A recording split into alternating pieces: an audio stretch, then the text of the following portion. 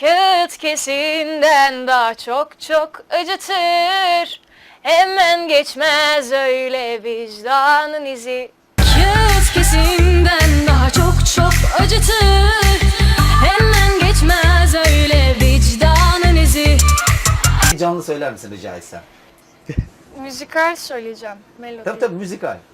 Kağıt kesinden daha çok çok acıtır. Bir daha söyler misin? Kağıt kesinden. Kağıt diyebilir misin rica etsem? Kağıt. Kağıt kesin. Kağıt. Kağıt. Kağıt olmuyor mu harbiden? Bir dakika. Kağıt ama. Kağıt. Kağıt. Şapkası Kağıt var mı? ya ondan. Kağıt mı? Şapkada Kağıt. Ama öyle olmuyor. Kağıt kesinden oluyor. Olmuyor. Tamam bir daha tekrar söyle. Yani sonuna kadar söyle. Tamam. Kağıt kesinden daha çok çok acıtır. Hemen geçmez öyle vicdanın izi.